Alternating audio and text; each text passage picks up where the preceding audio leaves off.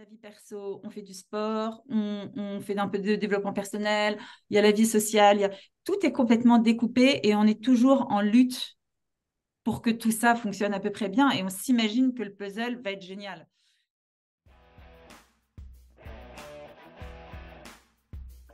Bonjour Violaine, comment vas-tu aujourd'hui? Très bien, Très bien, mais en tout cas, très ça me fait heureuse de te voir. ben oui, très plaisir de te voir, de pouvoir t'avoir dans ce podcast.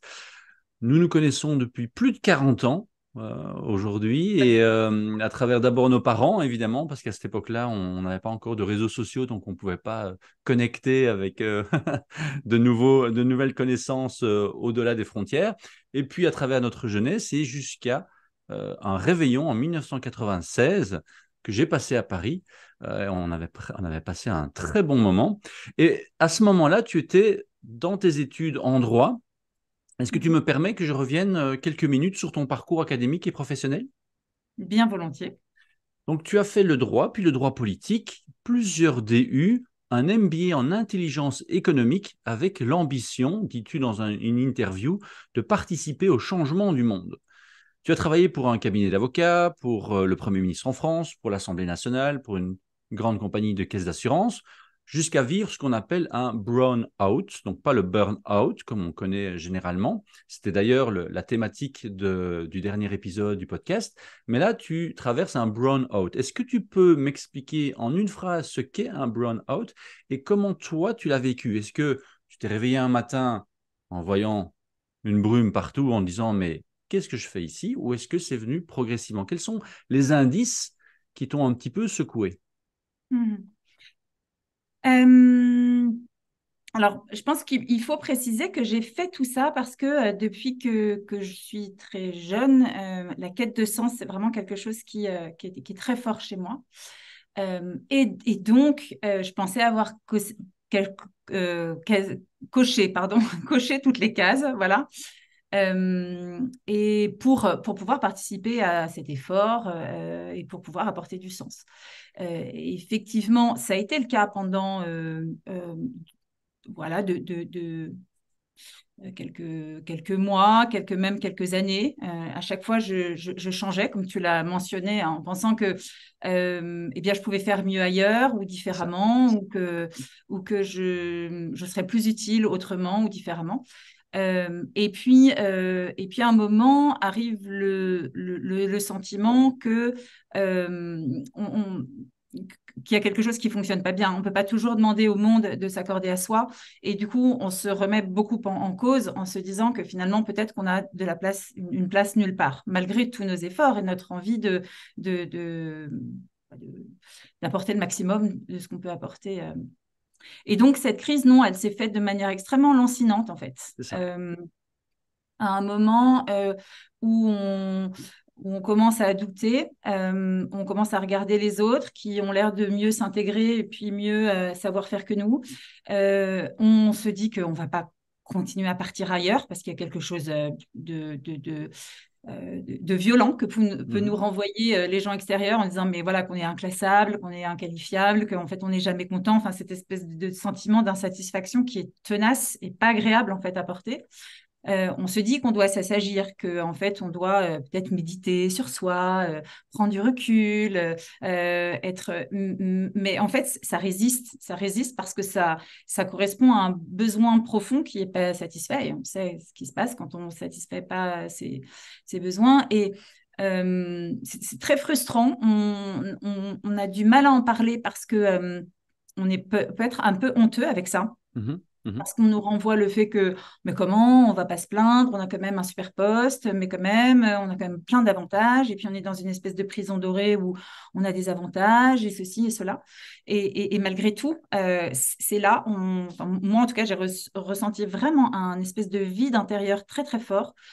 Je n'étais pas critiquée, hein, on ne me disait pas que je faisais mal mon job, bien au contraire, mais du coup, je leur en voulais presque de ne pas voir que Oui, je le faisais mal, c'est ça. que ça passait inaperçu quelque part. Et oui, c'est quelque chose de très insinueux, en fait. et une difficulté à se regarder aussi en face en se disant, mais enfin, tu as fait ça de ta vie. Enfin, en fait, c'est pas ça. Tu avais plus d'ambition, tu avais plus de... Il y a quelque chose de désaligné, mais on ne sait pas par où le prendre. Voilà, c'est vraiment comme ça que ça s'est passé pour moi. Et ça, c'est venu une fois, deux fois, trois fois, et puis tu as commencé un peu à lire, et puis il y a eu peut-être des réflexions, ou c'est vraiment un moment où tu te dis non, là, stop, il faut que je fasse quelque chose, je me sens plus à ma place là où je suis après X années dans l'entreprise, ou est-ce que c'est vraiment, comme tu le dis, à force de répétition et de remise en question, que tu t'es dit là, il faut vraiment que je change. C'est vraiment les deux. C'est-à-dire C'est qu'en ça, fait, ma stratégie de fuite, avant, c'était je passe un diplôme et je fais autre chose. c'est ça. Ou, voilà. Sauf que tout ça fonctionne un temps, sauf qu'en fait, on arrive toujours à la même conclusion qu'on se remet en selle, donc on se remet en challenge et donc ça fait du bien quelque part. Mhm, On a l'impression qu'on se réinvente et c'est assez euphorisant, mais ça ne dure pas. Et j'ai compris pourquoi ça ne durait pas. Il fallait que je reparte de moi, en fait. Pas juste de ma machine à faire les choses, mhm.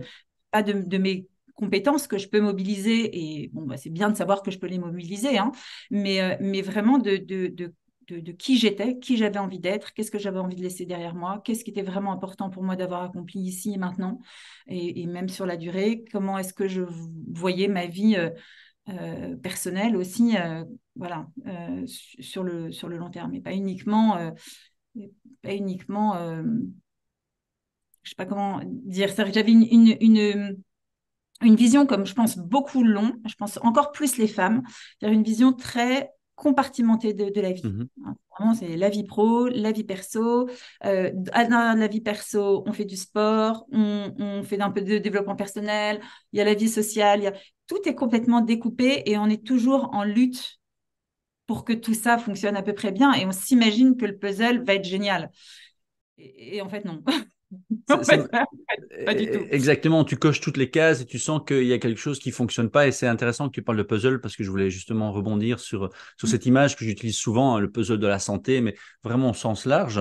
Et donc là, ce que j'entends, c'est que finalement, on apprend des compétences, mais on n'apprend jamais à se poser les questions par rapport à soi-même, finalement. Moi, je trouve. Je trouve que c'est souvent là que le bas blesse.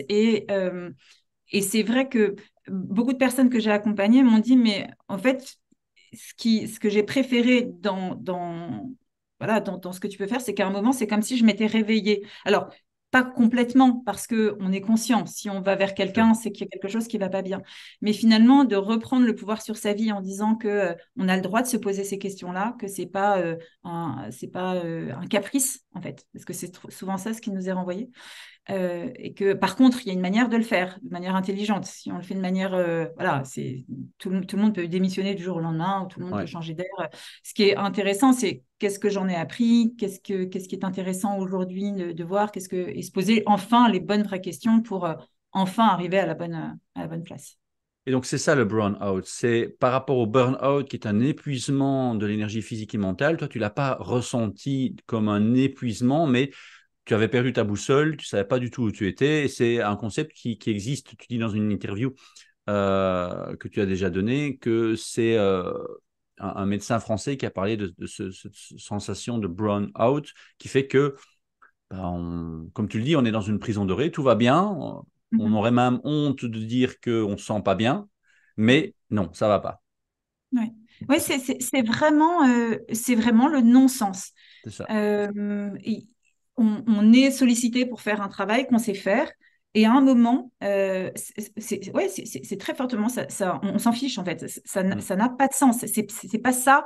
Et pas pas comme une crise d'ado où on s'en fiche, parce qu'en fait, le sens est ailleurs. C'est parce et en même temps, on est au sein d'une organisation qui décide du sens. Mhm. Et ce qui est compliqué, c'est que on est dans un monde tel qu'il est et que le sens est souvent aussi dirigé par la finance et qui doit être pris en compte parce qu'il est là, mais on est souvent en frustration d'apporter peut-être autre chose, qui peut être juste de l'intelligence et de Mhm. l'intelligence qui va se servir aussi du monde dans lequel on est. Je veux dire, sinon, on n'est pas. Mais voilà, il y avait cette nécessité-là chez moi et je voyais bien que c'est arrivé tellement fortement que les effets ont été exactement comme ceux du burn-out. Du Du burn-out. coup, c'est absolument épuisant parce qu'on est en constant effort, euh, en constante lutte, en fait, pour que les choses arrivent. Ouais. Exactement. Et donc, du coup, en perte totale de sens, tu pars un mois en Inde.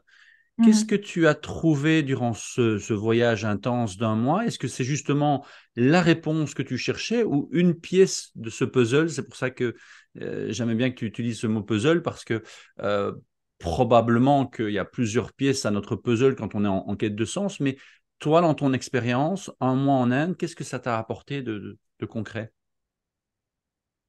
Alors, je ne pense pas que c'est une nécessité absolue hein, pour ceux qui nous écoutent, mais c'est vrai que ça fait partie de mon chemin et c'était l'expérience de ne plus être en lutte, être enfin connaître ce que c'est que d'être dans l'accueil. Mhm. Et ça peut se résumer à ça. Pour moi, c'était énorme parce que j'ai un côté très hyperactif. Et donc, du coup, me retrouver dans un environnement où les gens, finalement, savent apprécier une vie qui pourtant est assez effrayante, savent prendre le temps. Enfin, voilà, en fait, tout est désaxé. Après, je prends bien en compte le fait qu'ils vivent très, voilà, dans la partie supérieure. Hein, ils sont, voilà, ils sont, c'est vraiment deux cultures différentes. Mais ce choc, mais j'attendais un choc, hein, de toute façon. Ça, Ce choc m'a fait beaucoup, beaucoup de bien. Peut-être qu'il m'a permis de me recentrer, de réfléchir, de comprendre. J'avais beau essayer de méditer en France, en fait, j'étais encore dans méditer pour que ce soit rentable.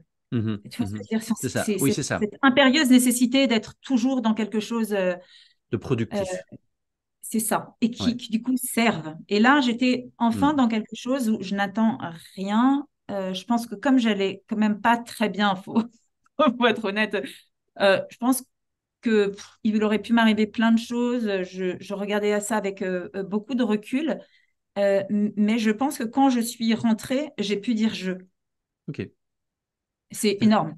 C'est déjà Effectivement, énorme. c'est énorme. Et tu as déjà répondu à ma question suivante, de savoir si effectivement ce genre de voyage est nécessaire pour trouver sa quête de sens. Et là, tu l'as bien dit, non, et je m'en doutais bien, mais alors, quels seraient les ingrédients pour les personnes qui ressentent ces éléments-là? Quels seraient les ingrédients pour débuter ce chemin de quête de sens si on n'a pas l'occasion matérielle ou de temps de pouvoir justement s'isoler un mois et d'avoir ce choc? Quels sont, selon toi, les ingrédients qui ont peut-être, après ce mois de voyage pour toi, continué Mhm. à t'aider? Alors, première partie de ta question, qu'est-ce qu'on fait quand on peut pas bouger? Quand j'accompagne les personnes aujourd'hui dans leur quête de sens, l'idée, c'est de leur permettre, voilà, pendant 6 mois, de s'extraire un peu de leur quotidien. Pour certains, ça n'est pas possible. Donc, je leur envoie, il y a par exemple un film qui a été fait il y a une dizaine d'années, que je trouve encore assez présent et qui s'appelle Enquête de sens. Je ne sais pas si Mhm. tu le connais. Et c'est voilà, c'est deux hommes qui sont également, qui ont connu les mêmes choses que moi au même moment et qui sont partis interroger des gens partout dans le monde pour essayer d'apporter des questions, enfin des réponses à leurs questions plutôt. Que je trouve très intéressant. Après, c'est toujours une difficulté parce que quand on rentre, parfois on est tellement bouleversé par la réalité du monde qu'on peut encore s'éloigner encore plus du Mhm. sens. Donc attention à ça. Moi, j'étais très clairement partie en me disant je vais mettre les pieds dans le plat, hein, pas de drogue, pas de trucs, pas de parce que là-bas voilà, tout Mhm. circule et on peut très vite devenir ce Parfait. qu'on appelle un fou de Goa ou voilà moi, j'étais déjà maman de trois petites filles. Il était évident que voilà, je partais déjà très longtemps. Quand je revenais, il fallait que je sois hyper opérationnelle et que je sois, voilà, on vit dans la matière, quoi. Donc, à un moment, Exactement. voilà, des Bien choses sûr. très simples. Les enfants, ça nous aide à redescendre très vite. Tout à fait. Pas de problème pour C'est nos, ça. c'est nos meilleurs professeurs, hein. Ah, c'est complètement d'accord.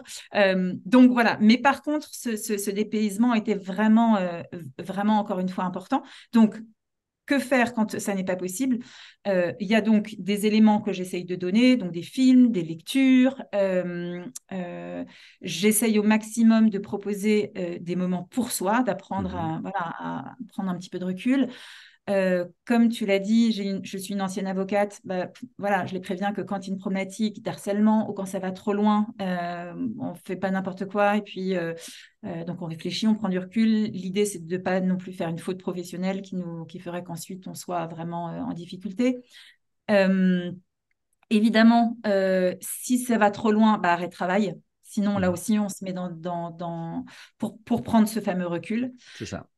Et je travaille avec des professionnels, d'autres voilà, qui peuvent faire de l'EMDR. Toi, tu fais du sport et c'est tellement indispensable aussi. Enfin voilà, après tout un panel de personnes pour que euh, voilà, l'environnement qu'on essaye de créer puisse accueillir en fait qu'est-ce qui fait plus sens Tout à fait. et pourquoi ça fait plus sens. C'est quelque chose qui résonne énormément avec ce que je fais au quotidien, puisque mon mantra, c'est vraiment être en forme pour bien grandir. Donc, effectivement, il faut de Oui. l'énergie pour ça.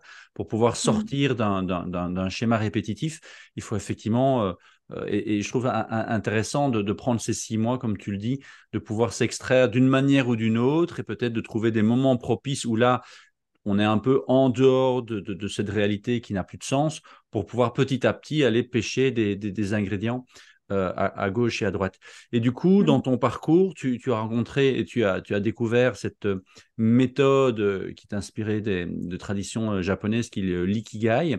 Comment, Mhm. toi, c'est arrivé sur ton chemin et comment tu l'as vraiment utilisé, je dirais, de manière pratique pour pouvoir avant même d'en faire ton métier, pouvoir trouver des réponses.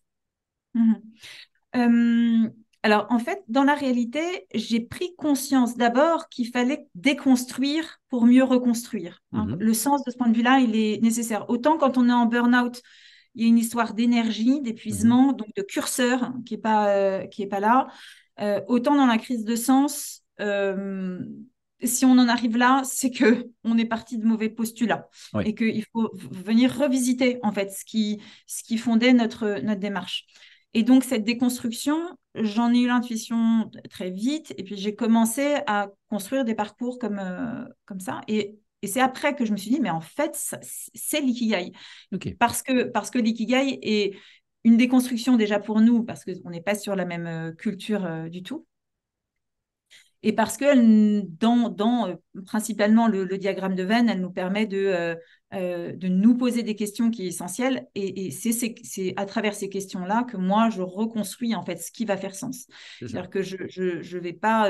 en fait, on prend très vite conscience on est effectivement très conditionné, hein, à Mhm, 2 ans et demi en France.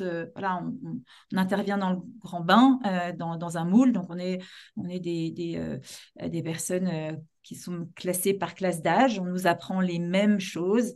Et donc, après, on nous met, mine de rien, en compétition, même si on ne nous le dit pas vraiment, pour savoir qui seront les meilleurs, donc qui iront plus loin. Donc, voilà. Donc, il y a des personnes qui comprennent très vite qu'on attend ça d'eux mhm. et qui, parce qu'ils ont besoin d'être aimés et parce que c'est la seule C'est chose dont on vital. ait vraiment besoin, voilà, euh, qui, qui comprennent qu'ils ont un petit moteur qui roule bien, qui fonctionne bien et que c'est facile d'aller prendre de l'amour comme ça.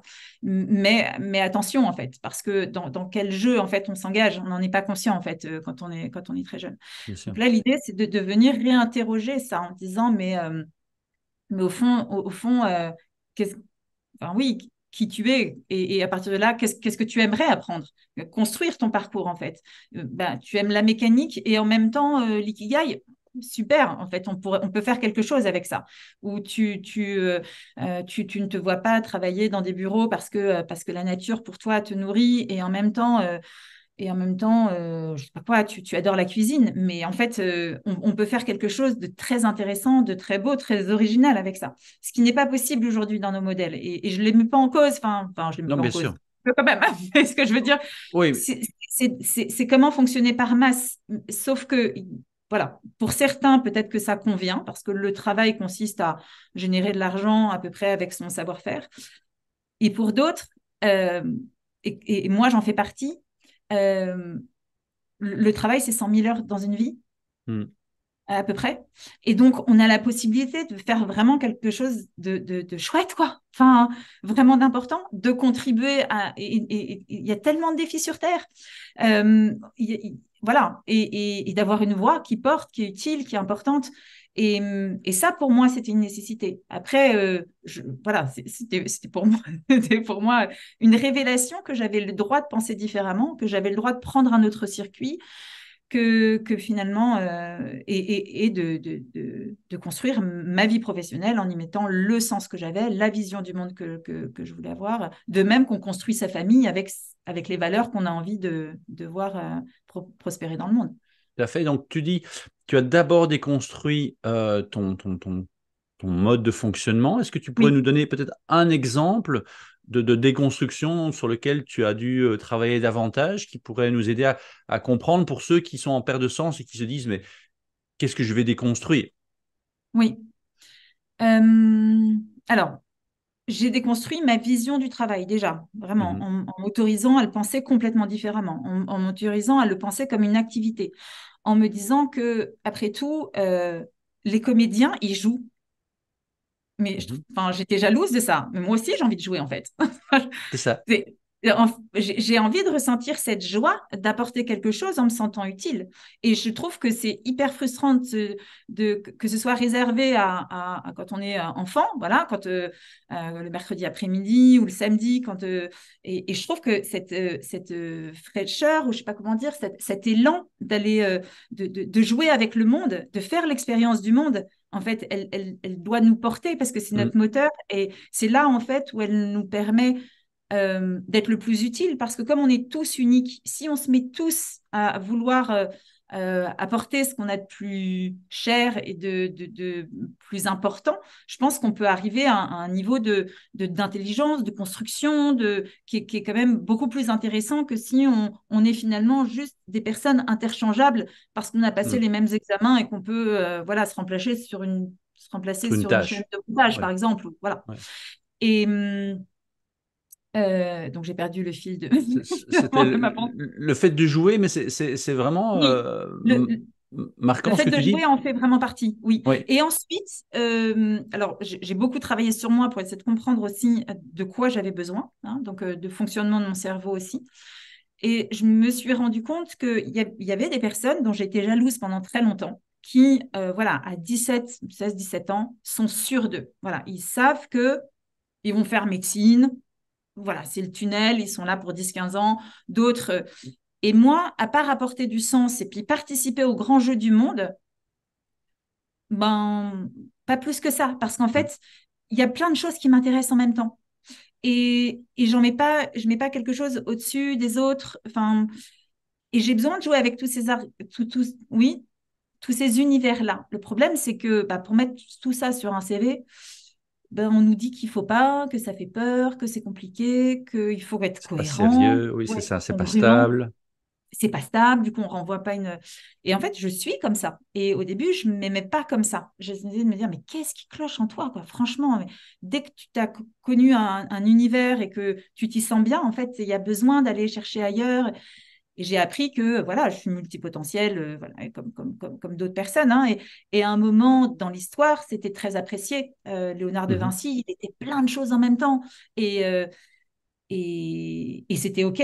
Et après la révolution industrielle, on nous a demandé pour ce problème enfin, pas problème, mais pour cette nécessité de justement remplacer les gens sur des postes, d'être beaucoup plus uniforme finalement. Et mhm, donc, du coup, l'expert qui, lui, est donc, dans un domaine bien précis et qui n'en change pas et qui reste, est beaucoup plus sécurisant pour une mhm, entreprise et pour le monde du travail en général.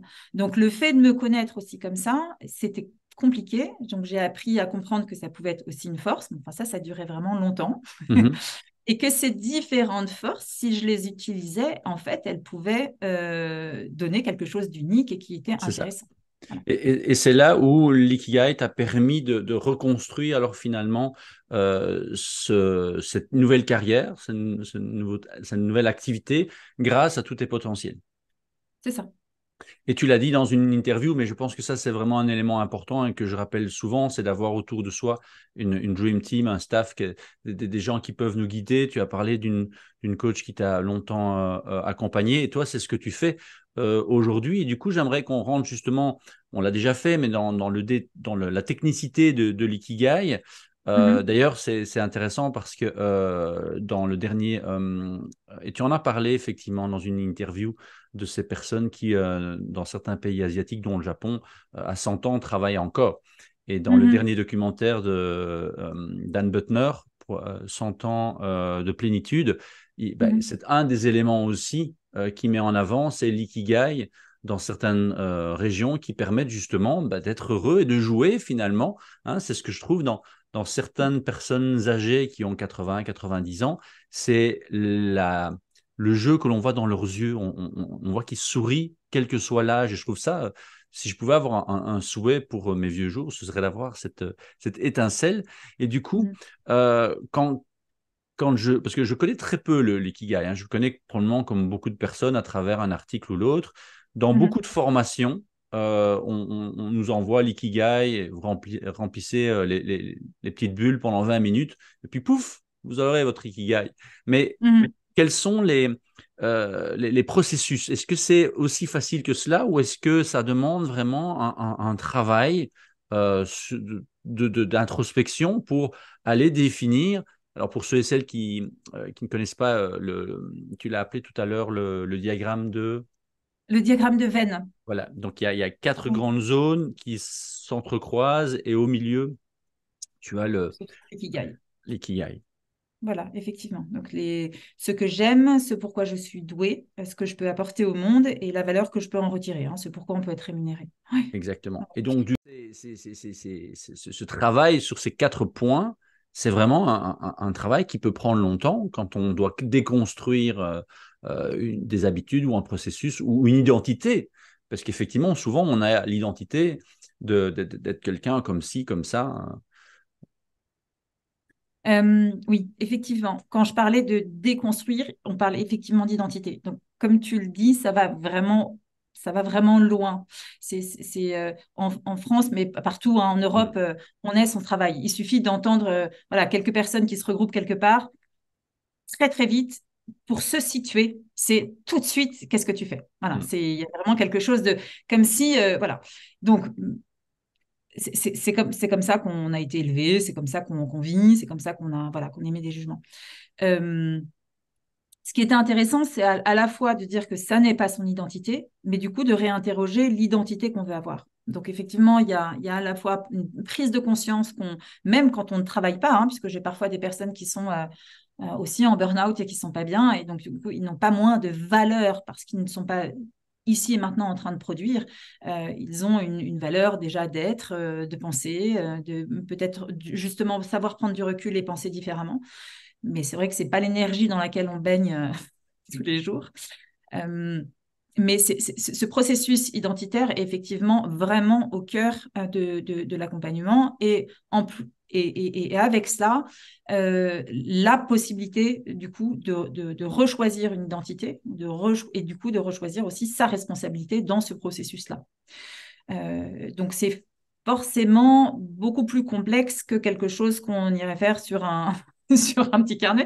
D'ailleurs, c'est souvent les personnes qui viennent vers moi me disent, bon ben j'ai bien mon petit cahier, hein, j'ai essayé de le faire tout seul, mais bon, je dis non, mais c'est très bien parce qu'en fait la personne, elle s'est déjà posé pas mal de C'est ça. questions, c'est toujours intéressant, c'est jamais voilà. Sauf qu'en fait, c'est vrai que le miroir que je peux offrir et ce que j'ai pu traverser, et puis le fait d'avoir accompagné quand même beaucoup de personnes maintenant, aujourd'hui, fait que je pense que je peux les aider à aller plus vite et puis mettre en place quand même, plus vite leurs projets. Avec un bémol quand même, c'est que euh, pour moi, un Ikigai ne doit pas rester un concept. Donc, très vite, il y a, OK, qu'est-ce qu'on fait de ça? Qu'est-ce que ça Mhm. veut dire pour ma vie, ça? Donc, on essaye de trouver un projet qui s'articule, éventuellement de se dire que, voilà, l'ikigai, c'est ça, mais peut-être que dans un premier temps, voilà, il est sage de passer par cette voie-là qui nous permettra d'arriver à l'ikigai dans 2 ou 3 ans, mais voilà, en fait, de construire ensuite le projet qui ira, qui, et ça fait un lien avec ce que tu disais à côté sur les centenaires. Euh, Ici en France, on a souvent des débats autour du travail. Cette année, on a eu des grèves encore et des manifestations, etc., etc. Et moi, à chaque fois que j'entendais ou voilà, que j'entendais parler de ça, je me disais, mais c'est pas des réformes des retraites dont on devrait parler, hein. C'est du travail. Je trouvais ça, les gens étaient tellement, parce que donc on a rajouté 2 ans de Oui, retraite. le travail. Enfin, après, ça va être fractionné en fonction voilà, de quand est-ce que le- on va arriver à l'âge de la retraite, justement. Mais euh, il y avait une telle souffrance quand on nous rajoute ce temps-là que ça résonnait évidemment tellement à l'inverse de ce qu'on peut voir donc, dans les régions où on parle d'ikigai avec ces centenaires qui continuent à travailler. Ils Mhm. continuent à travailler parce que ils continuent à vivre, parce que c'est une évidence. Parce qu'en fait, quand on est là où on doit être et que on se sent nourri par ce qu'on fait, parce que c'est un accomplissement, parce que ça nous fait du bien, et que bon, en retour, si on produit de la valeur, c'est normal d'être rémunéré, mais tout ça est finalement extrêmement normal. Et bien, on se dit que ouais, il y a vraiment un gros gap entre, entre effectivement le centenaire qui aspire à continuer à travailler et que le travail continue à faire vieillir, bien vieillir finalement, parce qu'il continue à avoir des liens interactifs avec tout le monde. Chez nous, encore une fois, c'est très segmenté. C'est l'âge où on apprend, l'âge où on est actif, l'âge ensuite où on a le droit de se reposer. Alors du coup, on peut éventuellement devenir bénévole. Enfin, tout ça, moi, me paraît beaucoup trop rigide, en fait. Et je trouve beaucoup plus intéressant d'aller finalement reprendre sa liberté à l'intérieur de cet espace-là, en étant un moment entrepreneur, un moment en étant salarié, un moment. Et choisissant sa forme de travail et ce qu'on a envie de nourrir, quoi, en fonction de qui on devient. Tout à fait. Et là, tu nous as envoyé énormément de pépites, je trouve, parce que effectivement, on est dans une société qui est un peu trop rigide. Tu l'as dit, hein, si on n'a pas un CV avec 15 ans dans la même ou 20 ans dans la même boîte, c'est qu'on n'est pas stable. Si on a Mm. plusieurs carrières, finalement, ça fait pas sérieux. Et ça me Mm. rappelle Le message des hommes vrais au monde mutant. C'est un livre, peut-être que tu connais. Alors C'est non, mais non? je note parce que j'adore avoir des nouvelles références. Ouais. Oui, c'est l'histoire. On ne sait pas trop si c'est une histoire qui s'est réellement passée ou si elle a été romancée. En fait, c'est une journaliste américaine qui arrive en Australie et qui se perd. Elle devait faire un reportage sur les aborigènes, elle se perd et puis finalement, elle va suivre un peuple aborigène pendant plusieurs semaines et elle va écrire son expérience. Et il y a un passage qui m'a toujours fasciné, c'est dans la tribu, tu as un monsieur qui avait mal partout. Il a mal au dos, etc. Et il va voir l'homme médecine. Et en fait, l'homme médecine lui dit, mais tu fais quoi dans la vie? Alors il explique qu'il fait un travail X, Y, Z, enfin dans la vie, dans la tribu. Et il lui dit, mais en fait, il est temps maintenant que tu partages ton savoir avec la jeune génération. Et en Mm. fait, ça, c'était le remède aux douleurs musculaires de cette personne, c'est qu'il était arrivé à une période dans sa vie où il avait terminé de faire, mais il était là pour, enfin, toujours dans l'action, mais pour pouvoir partager aux plus jeunes son Bien sûr. expertise. Et ça rejoint ce que tu dis, de fait d'avoir, au lieu d'être à la retraite, avoir justement des personnes qui ont une expertise de l'entrepreneuriat, une expertise dans tel et tel domaine, de pouvoir soutenir les jeunes générations pour pouvoir faire une continuité. Et ça veut dire que tu ne resteras pas dans une case de, je pense aux ouvriers par exemple, hein, qui effectivement, quand ils ont 30 ans d'expérience sur le terrain, leur corps est peut-être un peu fatigué. Mais si à ce moment-là, ils partagent leur expertise avec les plus jeunes, on aura une richesse, je trouve, d'échanges et de sens pour chacun. Parce qu'effectivement, Mhm. on ne fera pas la même chose probablement à 65 ans, même si il y a des gens, je l'ai encore vu récemment dans le domaine de la performance sportive, mais un monsieur de euh, 80 ans qui courait 160 km en 26 heures. J'ai à partir du moment où quelqu'un de plus de 80 ans peut courir 160 km en 26 heures, Jusque-là, on peut s'organiser pour se lancer n'importe quel défi et pouvoir y arriver, qu'il soit physique, émotionnel, mental, en quête de sens, spirituel, que sais-je. Et donc, c'est vrai Mhm. que cette rigidité, elle est probablement un peu trop présente. Et Mhm. l'ikigai, donc si je comprends bien, t'aide à sortir de cette rigidité, d'enlever des masques, d'enlever une identité, de le déconstruire.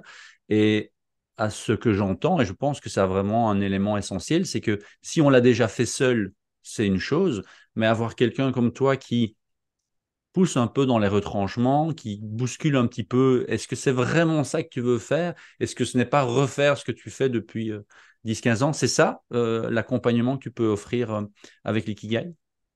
Euh, oui, je pense qu'il y a un espace où on peut, enfin, où j'invite du coup vraiment à être soi-même et à partir en tout cas vers cette difficile tâche.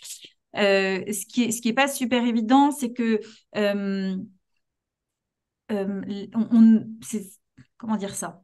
C'est un moment de vie où où la personne est souvent assez pressée de savoir, parce que elle peut savoir pourquoi en un seul mot il y a plus de sens, mais pourquoi en deux mots? Pour aller faire quoi à côté?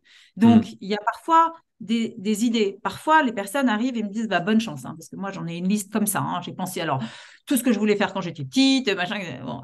Et d'autres arrivent en disant, Violaine, c'est le néant. Hmm. J'ai l'impression que je veux juste plus travailler. Hmm. Et en fait, je me rends compte au fur et à mesure de nos échanges que c'est pas vrai. Enfin, c'est le mot travail qui pose problème parce que on a forcément envie de faire des choses, d'accomplir des choses, de se sentir fier de quelque chose, d'avoir la sensation d'un travail bien fini. Tout ça, c'est des choses qui parfois ont été enfouies parce que la personne a tellement lutté qu'elle a oublié cette sensation qui était si agréable de pouvoir exister, de pouvoir se challenger, de pouvoir jouer, Oui. de faire la différence de la vie tout simplement. Et donc, c'est vrai que je ne sais pas si je réponds bien à ta question, mais euh, on passe par différents moments. À un moment, au début, je prends vraiment le lead en les emmenant vraiment quelque part. Donc, ils doivent travailler de manière Mhm. autonome, et puis je leur envoie un certain nombre de documents, de vidéos, de lectures, etc. Et puis, petit à petit, en fait, l'idée, c'est qu'ils prennent la responsabilité de leur cheminement et que petit à petit, on dessine ensemble un projet et que petit à petit, ils aillent vers ce qui est, voilà, ce qui est le mieux pour eux, euh, avec un accompagnement, encore une fois, qui peut être à la fois aussi, alors, c'est pas moi directement, hein, mais psy, juridique s'il y a Mhm. besoin, etc. Parce que en fait, le temps passe, mais le cerveau, voilà, il voit bien que si par exemple la personne est en arrêt maladie, voilà, il y a des questions à porter. Tu rentres Mhm. quand, pourquoi, et vers quoi tu vas. Et ça, c'est compliqué. Le conjoint va dire, bon, c'est bon avec Violaine, là, tu as bien travaillé parce que, bon, à la fin du Ouais. mois, ce serait bon d'avoir une petite idée. Voilà. Et donc, il faut jouer avec tous ces curseurs parce qu'encore une Mhm. fois, on est dans le grand bain du monde pour que cette prise de conscience, cet éveil puisse se faire, cet éveil pas spirituel, mais cette capacité à retrouver une forme d'identité qui nous convient mieux, à la fois dans la douceur et à la fois avec des éléments parfois qui peuvent être donc tangibles. Donc c'est là où il faut faire attention à ça. Mm. Et je rebondirai sur le côté effectivement d'être pressé, de vouloir que ça avance, que Mm. ce soit personnellement ou via l'environnement. Mais c'est vrai que trop souvent, pour tout ce qui est changement de comportement ou changement de croyance, on a l'impression que ah, tu l'as lu, bon, ben c'est bon. Mm. Mais non, le corps, les émotions, le système nerveux, tout ça, il a besoin de s'adapter, il a besoin de temps. C'est comme quand Oui, on prépare encore une fois une activité sportive. J'aime bien parce qu'on on différencie trop souvent le corps de l'esprit alors que c'est nous-mêmes. On a notre absolument lié. histoire, on a nos... Parce que quand on a peur, bon, on va le sentir dans le ventre, on va avoir des maux de tête, on va avoir on va avoir difficile à dormir parce qu'il faut que tout ça se réajuste et Mm. qu'effectivement, on a tous besoin du temps, même si le temps n'est pas extensible et qu'il y a un moment où il faut passer dans la matière. Et c'est ça que je vais retenir aussi de notre échange aujourd'hui, c'est que l'ikigai, c'est au-delà de 20 minutes passées sur incarner, c'est d'avoir quelqu'un qui puisse nous guider et nous confronter à éventuellement d'anciens mécanismes. Et après, c'est de transformer cette idée dans la matière pour en faire réellement quelque chose et ne pas que ce reste quelque chose de joli dans une autre vie, comme certains diraient. Hein. C'est C'est comme ceux ça, qui c'est ça. disent je dormirai quand je serai 3 pieds sous terre. Non, non, c'est maintenant que tu dois dormir pour être performant demain. Et si tu Mm. veux retrouver la joie, c'est maintenant que tu dois te poser ces questions-là. Oui, Et le fait d'avoir effectivement autant de personnes qui ont une liste interminable de ce qu'ils veulent faire ou des gens qui n'ont absolument rien, ben, ça montre effectivement que chacun a son rythme et ses croyances et que l'accompagnement par quelqu'un de qualifié comme toi est très important. Et tu l'as rappelé également, tu as amené dans ton Ikigai ben, ton expertise d'avant en tant que juriste pour oui, justement toutes ces oui, questions. Donc tu oui. gardes, ce n'est pas quelque chose.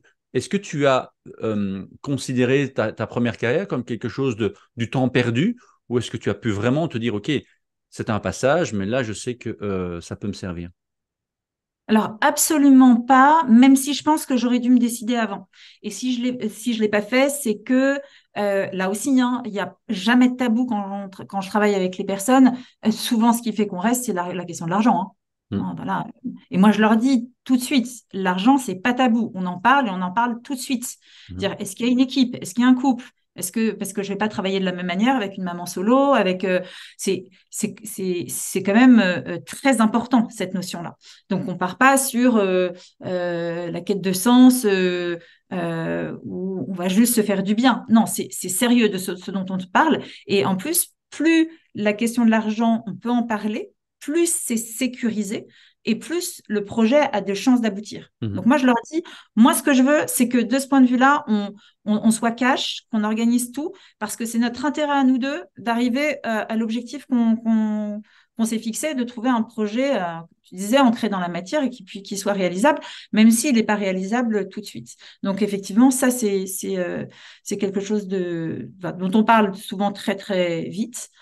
Donc, effectivement, je parle de ça. La sécurité va aussi avec tout le fonctionnement du droit français, du droit social. Donc, effectivement, on en parle. J'ai deux consoeurs avec lesquels j'aime bien travailler en binôme si il y avait un problème, mais très souvent, il n'y en a aucun. Et on Mhm. arrive à trouver comment dirais-je, oui, un bon engagement, mais quand je dis, voilà, gagnant-gagnant, et je le trouve même très intéressant. Finalement, au début, je m'étais dit, ça va être un moyen pour bien travailler, et je me rends Mhm. compte que souvent, la personne, elle a grandi dans l'accompagnement, et en fait, le fait qu'elle soit en capacité de présenter à son employeur le fait qu'elle ait envie de s'en aller, mais dans telle et telle condition, et qu'elle peut avoir éventuellement le temps, ou qu'elle va c'est très beau parce qu'en fait, c'est pas du tout les personnes que j'accueille au début qui sont dans l'envie de partir, de se venger, Mhm. de rester en arrêt maladie, de le prolonger le plus longtemps possible. C'est absolument plus ça. C'est ça. Wow. Ou des personnes qui voudraient, enfin, qui sont prêts à s'écraser complètement et puis même à démissionner tellement elles sont dans l'urgence, tellement il y a de la souffrance. Au contraire, j'aime bien penser que cet outil juridique qui est, voilà, chez nous on appelle ça la rupture conventionnelle, donc trouver un consentement de part et d'autre, ça peut être mené intelligemment avec une part finalement presque de développement personnel où on Mhm. s'élève, où on s'affirme et où on grandit à travers ça et on est fier de dire, ben, voilà, c'est la faute de personne. J'ai grandi, j'ai changé, je ne trouve plus de sens. Vous n'avez pas intérêt à me garder parce que c'est pas là où je vais donner le meilleur. Vu que j'y crois plus, franchement, vous feriez bien prendre quelqu'un d'autre. Mais en même temps, merci. Parce qu'on ne Mhm. crache pas dans la soupe. C'est Merci, vous ça. m'avez nourri pendant un moment, vous m'avez aussi permis Et ça, en fait, je trouve un infini plaisir parce qu'en fait, pendant très longtemps, pour moi, tout ce qui était de l'ordre du psychologique, de la santé mentale, ouais, tout ce qui était méditation, tout ce qui est développement personnel, tout ce qui est coaching, etc., c'était un monde qui n'était pas celui du droit du tout. C'est-à-dire que Mhm. moi, Mhm. j'adorais aller dans l'un et dans l'autre, mais c'était assez hermétique. Et là, j'aime bien parce qu'en amenant ma personne à faire ça, eh bien, je permets à ces deux mondes de se rencontrer. De même que tu parlais du MBA en intelligence économique que j'ai eu, c'est, j'aime bien l'économie, j'aime bien comprendre comment notre monde fonctionne. Et ça me permet du coup d'être aussi assez terre à terre par rapport à ça. Et les années que j'ai eues en m'engageant en politique et en côtoyant aussi la sphère administrative fait aussi que eh bien, je sais comment ça fonctionne Mhm.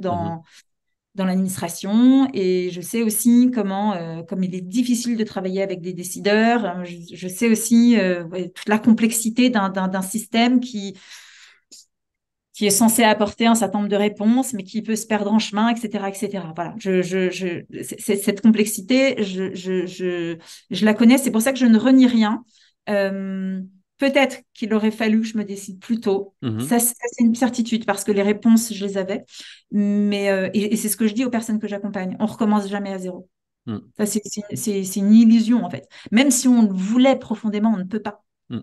Et c'est ce qui me fait dire parfois, attendez, on s'arrête, on s'arrête. Là, je prends complètement une autre casquette. Alors, je suis désolée, mais là, ce que j'entends, c'est le code pénal, c'est pas bon.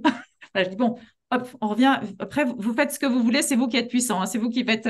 Mais je ne peux pas faire comme si je ne pouvais pas entendre. C'est pas Clairement. possible.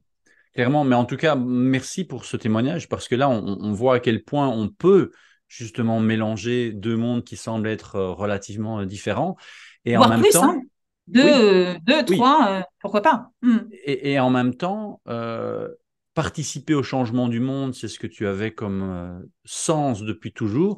Et là, chaque fois que tu remets quelqu'un en selle quelque part, ben, tu participes à l'éclosion de quelqu'un qui sera, comme tu le dis, non pas à claquer la porte d'une entreprise et dire je m'en vais, je n'en peux plus, mais vraiment partir avec reconnaissance, gratitude, mais pour quelque chose de mieux. Et je trouve ça magique, je trouve ça Ah, mais c'est là pour le coup, je extraordinaire. me sens hyper égoïste ou hyper, mais c'est vrai que ça me procure une joie. Et c'est pour ça que je garde souvent des liens avec les personnes que j'accompagne parce que je me dis, mais je me sens comme un catalyseur en fait, Oui, comme une matrice qui va produire en fait, qui va permettre aux personnes de se déployer. Et donc je me dis, mais il y a plusieurs personnes qui me disent, mais en fait, ton sens, tu l'as trouvé? oui, Puis oui, je l'ai trouvé parce qu'en fait, je vous multiplie en fait. oui. Et Mais j'adore alors, ça. Mais c'est extrêmement jouissif, effectivement, de se dire que ça a été libéré, puis bien libéré, pour venir à des endroits auxquels on n'avait pas pensé dès le mhm, début, et je vois des graines, et je me dis, mais j'ai participé à cette graine, mais c'est c'est sur le plan de c'est énorme. l'ego, c'est vraiment... ah ouais, Alors, franchement, je suis hyper fière, quoi. tu l'as dit il y a une minute, c'est curieux parce que tu as dit, je me sens égoïste, mais je ressens de la joie. Donc ça, c'est intéressant parce que c'est justement ce qu'on cherche, mais Mm. on a encore cette croyance qu'en fait, c'est égoïste de penser à sa joie, alors que là, tu nous parles d'une joie qui est en fait l'éclosion pas d'une mission de vie, ça peut être un grand mot, mais en tout cas d'un épanouissement. Donc c'est loin Oui. d'être égoïste, mais on est conditionné par ce genre de croyances. Alors Mm. effectivement, au niveau de l'ego, mais bon, on a aussi besoin de cet ego Oui, pour grandir. Il faut c'est le qu'on... bon égoïsme. Voilà, c'est de se trouver cet équilibre. Mais pour terminer un petit peu sur cette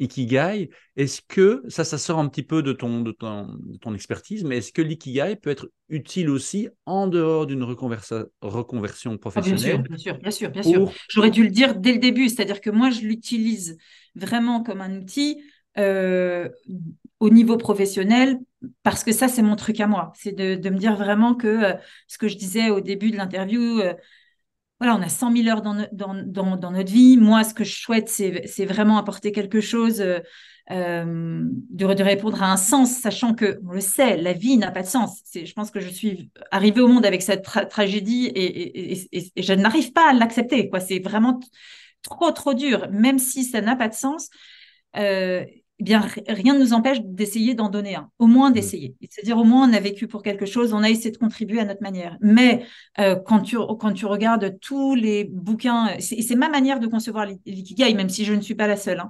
Mais quand on regarde tout ce qui a été écrit en la matière, c'est surtout une philosophie de vie, Mhm. surtout une manière de vivre. Donc, il y a des principes shintoïstes, bouddhistes, et donc qui nous parlent du temps, qui nous parlent de notre relation aux autres, qui nous parlent d'une forme d'esthétisme aussi, qui nous parle de spiritualité aussi, Mhm. parce que c'est comme si il y avait des âmes pour tout, dans tous les objets, dans tout ce qui nous accompagne. Voilà, donc moi, j'en suis une infime partie et je l'ai théorisé pour mon projet à moi, d'une C'est certaine ça. manière. Oui, c'est ça. Voilà, vraiment, vraiment. Oui, vraiment, sinon je ne serais pas à l'aise du tout devant tes auditeurs de dire que j'incarne une forme d'ikigai. C'est vrai que j'ai appelé ma boîte Cap sur Ikigai parce que pour moi, je me disais, mais voilà, c'était ça. Moi, le projet, c'est aller vers sa raison d'être, d'oser être qui on est euh, à travers son travail, du coup, à travers son activité, parce que je considérais que c'était quand même là, on avait quand même beaucoup de temps. Oui. Enfin, c'est dingue, tout le temps qu'on garde au travail, et que j'avais en face de moi plutôt des personnes qui étaient plus résolues, plus, bah écoute, voilà, faut bien payer les factures et puis payer les études des enfants, donc écoute, tu fais tes 8 heures, et puis après, le soir, et ben, tu fais des activités. Et moi, c'était pas possible, ça. Mm. J'ai essayé un moment quand j'ai un peu versé dans l'ennui, c'est contre nature. Ouais, Une c'est vraie ça. lionne en cage, ça fonctionne pas. Tout Alors, à c'était fait. intérieur, hein, évidemment, hein, parce que je pense que c'est ça qui est fou, c'est que personne ne voyait rien. Donc, l'ikigai est bien plus que ça. C'est vraiment une philosophie de vie, un concept assez étrange, même dans le Japon d'aujourd'hui, hein, parce que, Mhm. voilà, c'est la vie professionnelle du japonais qu'on connaît et en est extrêmement éloignée. Mais Ouais. ils sont assez, de ce point de vue-là, assez étonnants, les Japonais. En fait, on a l'impression d'un peu d'une schizophrénie chez eux, à la fois, euh, voilà, Avec cet héritage qui est très profond ouais, et un monde moderne qui est extrêmement technologique, qui est extrêmement oui, et qui va très, productif. très, très vite. Ouais. Ouais. Ouais. Ouais, je comprends. Effectivement, c'est assez Et, fascinant comme culture. Et, et, et pour le japonais, je pense encore aujourd'hui, hein, je ne suis pas du tout spécialiste, mais d'après ce que j'ai pu comprendre, il est plus valorisant pour un japonais d'avoir un job très bas dans l'échelle, mais dans une très grande entreprise, que d'être chef dans une minuscule entreprise. Mm.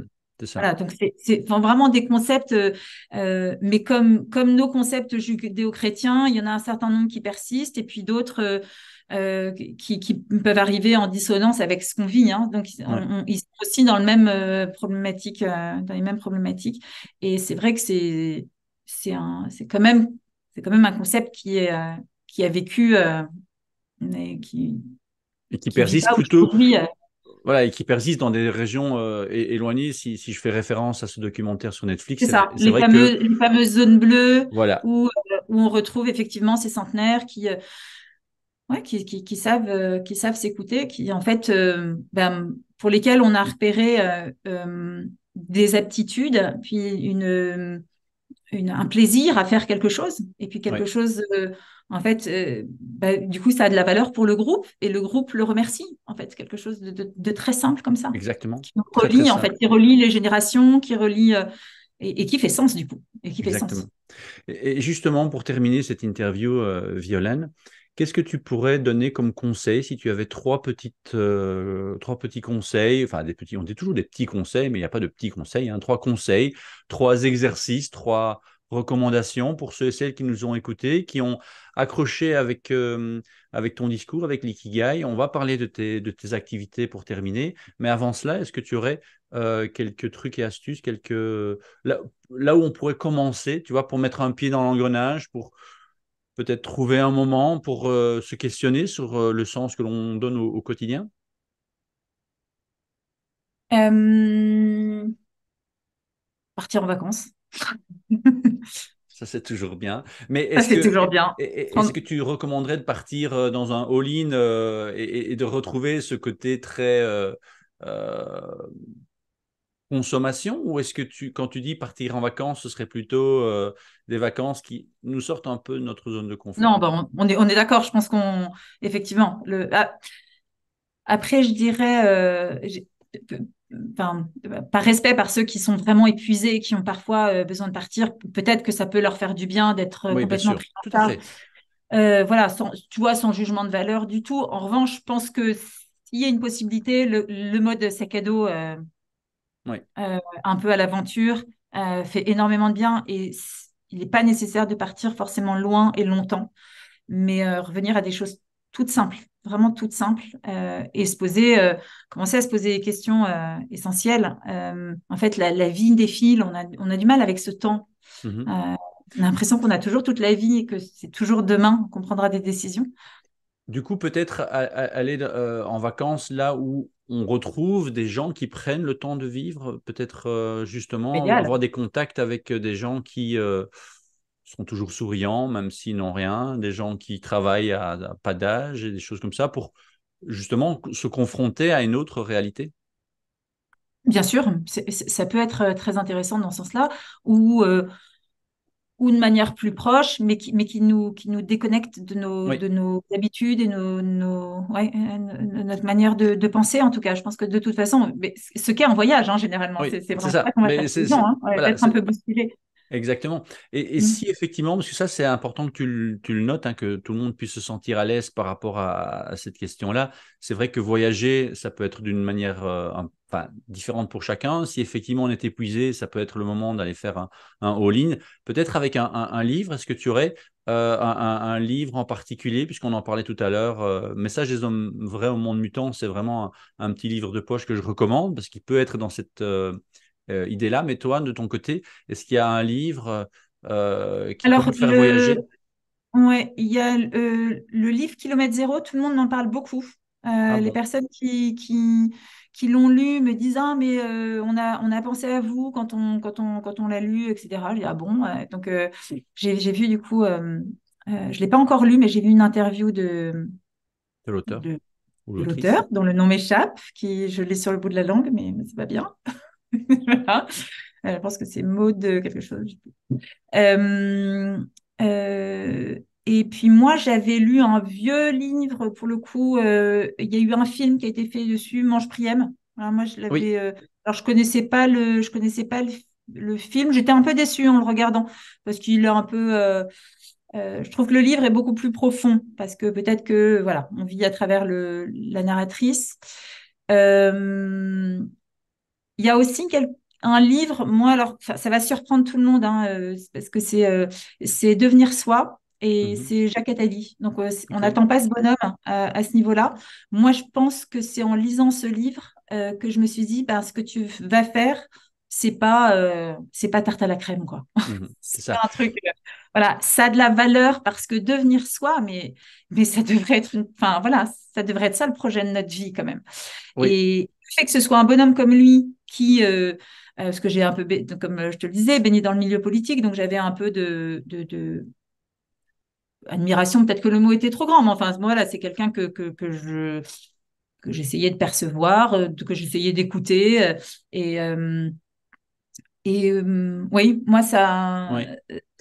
ça a été un déclencheur pour moi, en tout cas, parce que euh, ça permet de faire des grandes choses, tout simplement. Tout à fait. Soit on refuse à être, et on suit le mouvement. Hein, voilà, on est suiveur, et à la limite, ça peut être OK. Hein. Enfin, voilà, c'est pas du tout un jugement. Mais moi, je fais plutôt partie de ceux qui ont besoin oui, d'aller s'accomplir, je sais pas comment dire, de chercher à se réaliser à un bon endroit, quoi. Mm. C'est ça, et effectivement, si on est presque 8 milliards d'êtres humains sur Terre, tout le monde n'a pas ni cette chance de pouvoir se poser les questions, ni l'envie, donc c'est très bien. Mais pour ceux et celles qui ressentent ça, ça peut être effectivement très douloureux de ne pas le nourrir. Et effectivement, c'est loin d'être tarte à la crème, comme tu l'as dit, j'aime bien cette expression, parce que même un livre peut être le déclencheur et une graine qui va peut-être entraîner un autre livre et puis une rencontre et puis un podcast comme ton interview aujourd'hui que je trouve vraiment être très enrichissant. J'espère que ceux et celles qui vont nous écouter ou qui nous écoutent vont poursuivre l'interview par soit te contacter, soit lire un livre, soit un film, parce que c'est un processus. Encore une Oui, fois, c'est un processus. on l'a dit, Vraiment. c'est pas bon, aujourd'hui, j'ai trouvé mon sens, allez, c'est ça que je fais. Ça. Il y en a qui l'ont fait, mais c'est pas la moyenne. Mm. Claquer la porte et aller à l'autre bout du monde et refaire sa vie, voilà, ça peut marcher, mais c'est pas spécialement possible pour tout le monde et c'est pas spécialement la meilleure solution. Oui, c'est pas forcément souhaitable aussi. Hein. Il est C'est arrivé ça. aussi que j'accompagne des personnes qui se rendent compte que finalement elles étaient à la bonne place, sans rien Waouh. changer. Alors elles ont changé leur état d'esprit, elles ont vu autre chose. Alors parfois, c'était euh, le couple qui n'était pas tout à fait Mhm. là. Bon, alors je dis bien ici que je ne m'occupe pas du tout des couples, mais je veux dire, c'est toujours la même chose. Quand on bouge soit un petit peu, en fait, on fait bouger autour de soi sans forcément le vouloir, ou prendre conscience de la chance qu'on avait, et c'est arrivé 2 fois. Et sur le coup, je me disais, mais non, mais il y a quelque chose qui ne va pas, j'ai mal fait mon boulot. Mais Et en fait, non. Je pense que quand on fait un processus, enfin, quand on suit un processus avec authenticité, il faut accepter qu'on peut rencontrer toutes les éventualités, dont mhm. celle-ci. Dans Mhm. celle-ci. Et le but, c'est de prendre le temps finalement. Les personnes qui viennent chez toi et qui se rendent compte qu'en fait elles sont au bon endroit, c'est parce qu'elles ont pris le temps de se poser la question. Et donc c'est ça Oui. qui est essentiel. Et Ou le ça, corps, puisque tu sais bien en parler, où le corps est venu apporter cette question-là de manière détournée et souvent assez fracassante. tout à fait, tout à fait. Ouais. Mais écoute, en tout cas, merci beaucoup pour ton authenticité, ta générosité aujourd'hui, Violaine. J'espère que vous avez, vous aussi, appris de nombreuses choses sur la quête de sens, sur l'ikigai. On en a parlé avec Violaine, c'est un début, c'est une graine qui, je l'espère, pourra germer pour les semaines, les mois à venir. Si vous êtes intéressé par aller plus en profondeur dans l'ikigai, vous pouvez retrouver Violaine sur cap-sur-ikigai.fr. Il y a un test en ligne que j'ai fait avant notre interview sur l'ikigai. Tu as 3 programmes, rebondir après euh, un changement de... Burnout, oui, alors si, C'est ça? je suis en train de changer mes programmes. Donc, C'est ça. Donc, effectivement, mais il y a trois. voilà, trois options de parcours. Donc, il y a rebondir après un burn-out, découvrir son ikigai et s'épanouir dans sa vie professionnelle. On peut aussi te retrouver sur LinkedIn. Est-ce que tu es disponible sur les réseaux en général? Alors, comme tu as pu le constater, je suis pas très active. Mais il se trouve qu'on est à la fin de l'année, que du coup, il y aura des bonnes décisions pour la nouvelle année. Et oui, je vais essayer de me libérer un petit peu de temps pour être un petit peu plus disponible et mettre un petit peu de matière sur Instagram et un peu sur LinkedIn aussi. Ok, donc on va pouvoir te retrouver sur ces Après, deux la chose réseaux la plus simple, c'est me laisser un message sur mon site. Ça, sur ton c'est site. vraiment ça pour le coup, c'est le plus. Tout à fait. Parce que tu as des programmes que tu peux faire en ligne pour ceux qui nous écoutent en dehors des frontières de ta région, mais également des stages en présentiel, c'est ça, hein? Oui, alors c'est là où je te disais que j'allais changer un tout petit peu. Euh, En fait, je vais accompagner maintenant. Donc, au début, on cherche son ikigai. Ensuite, on essaie. Enfin, non. D'abord, on retrouve un cap. Ensuite, on trouve son ikigai. Et ensuite, on vide son ikigai. Donc, c'est la démarche à la fois de penser. Ensuite, on va chercher vraiment à construire le projet. Et ensuite, on le met en route. Donc, c'est la démarche plus entrepreneuriale. Et donc, là, à partir de 2024, je vais fonctionner par petits groupes, mais je Ok. garderai toujours le one-to-one aussi. J'ai fait des essais de groupe cette année et j'ai trouvé que c'était très intéressant parce qu'il y avait aussi des échanges. Une dynamique. Alors, quand je parle de groupe, je devrais parler de cercle parce qu'on est 5, 6 grand maximum, parce Mhm. que vraiment, il y a un temps de parole qui est nécessaire. Comme ça, je suis plus longtemps aussi euh, en présence pour les personnes, que ce soit donc en groupe ou en one-to-one. Et il y a une possibilité du coup d'avancer dans les parcours. Il y a vraiment une progression, donc on peut prendre ce temps-là. Et effectivement, je fais beaucoup en distanciel parce que je vis maintenant à la campagne, sur le bassin d'Arcachon. Là, je vois la plage depuis chez moi. Oh, Voilà. magnifique. Ouais, ouais. Et du coup, voilà, c'est les inconvénients d'un environnement voilà, qui est Reculer. celui que j'adore, mais voilà, je suis un petit peu loin de tout.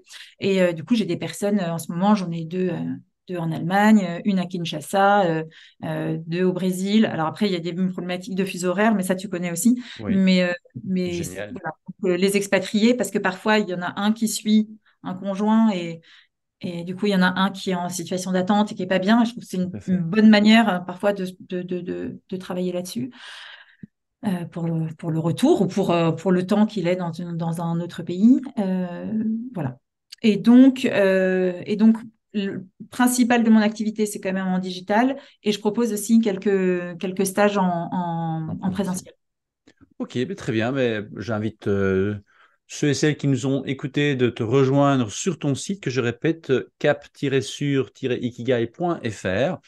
Merci beaucoup, Violaine. Au plaisir de pouvoir suivre les prochaines aventures et prochaines interventions que tu feras donc sur les réseaux sociaux. C'est noté pour Oula, 2024.